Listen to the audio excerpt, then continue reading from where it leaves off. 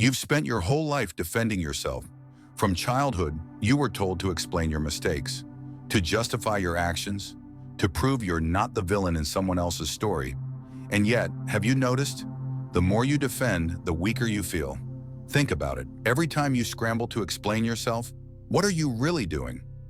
You are handing over the role of judge and jury to the other person. You are saying, here's my evidence. Please decide if I am worthy, and in that moment, you surrender your power. This is the secret Machiavelli understood. Power does not come from proving your innocence. It comes from refusing the trial altogether. The instinct to defend yourself runs deep. It's human. You don't want to be misunderstood. You don't want to be painted as cruel, selfish, or wrong. You don't want to lose the fragile approval of others. But here's the paradox.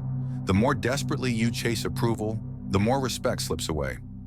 Machiavelli wrote in The Prince that perception is more powerful than truth. The masses don't care if you are good or bad. They care if you appear strong or weak. And nothing signals weakness more than the frantic need to justify yourself. When you defend, you admit there is a trial to begin with. You agree to stand in the dock, shackled by their judgment. When you refuse, something strange happens. The accuser begins to doubt themselves. They expected resistance, but silence unsettles them. It shifts the weight of uncertainty back onto their shoulders. Consider history. Socrates, accused of corrupting the youth, was given a chance to defend himself. He could have begged for mercy, twisted words, played the game of reputation. Instead, he chose defiance. He said, "If you think killing me will silence truth, you are mistaken." He refused the performance of defense, and though his body was destroyed, his name became immortal. Contrast this with countless leaders who spent their lives explaining themselves to enemies and critics. Their words were forgotten, their apologies buried, their legacies fragile. Why is this so hard for us to accept? Because silence feels like death. We are addicted to noise, to proving, to polishing our image. When someone attacks us, silence feels like surrender. But here's the twist. True power often looks like surrender in the moment. Nietzsche once said, "He who has a why to live can bear almost any how." The one who clings to their inner conviction doesn't need to explain it to the mob. They can endure the sting of misunderstanding because they know their why. The weak man has no why, so he drowns in the need to be seen as good. Let's bring this closer to your life. Think of the last time someone attacked your character. Maybe a colleague implied you were lazy. Maybe a friend said you were selfish. Maybe family whispered behind your back. What did you do?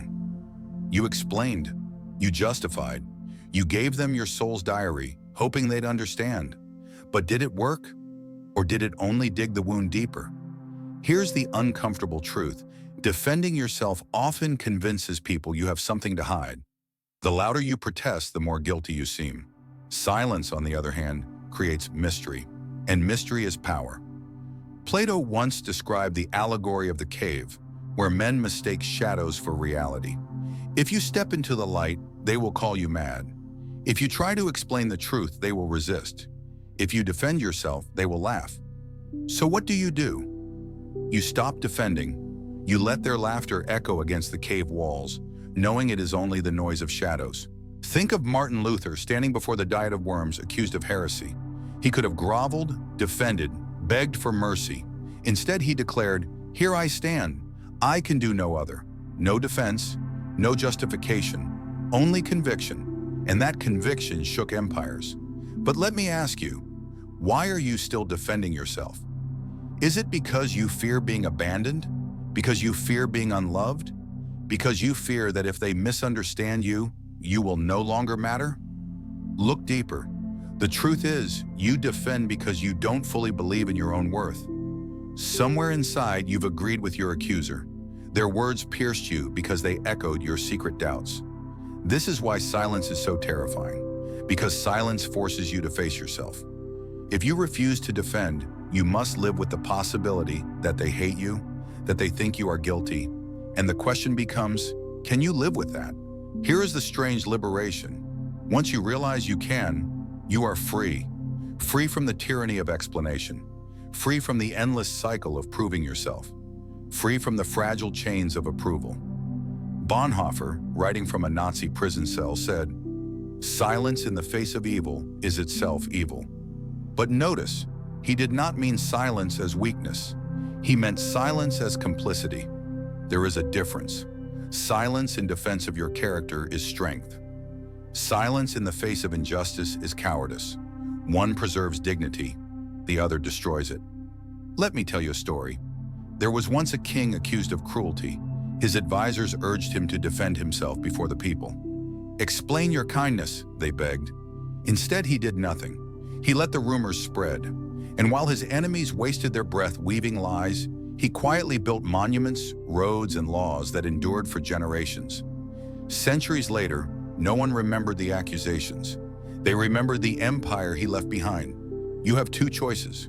You can spend your life defending yourself, rehearsing speeches, explaining intentions, or you can live in such a way that your actions, not your words, tell the story. Machiavelli would say, let them talk, let them accuse, let them shout. In the end, the crowd admires the one who seems untouchable, not the one who is endlessly justifying. So the next time someone attacks you, pause. Notice the surge of panic, the desperate urge to explain. Breathe. Ask yourself, do I want to hand them my power, or do I want to keep it? Sometimes the most powerful statement is no statement at all. And maybe this is the hardest truth. Not everyone deserves to understand you. Not everyone deserves access to your soul. If they misunderstand, let them. If they judge, let them. If they hate, let them. Because the moment you stop defending yourself, you stop living in their prison. And in that silence, you find something you never expected. Freedom. So I'll leave you with this question. When the world demands your defense, will you stand in their court? Or will you walk away, silent, untouchable, free?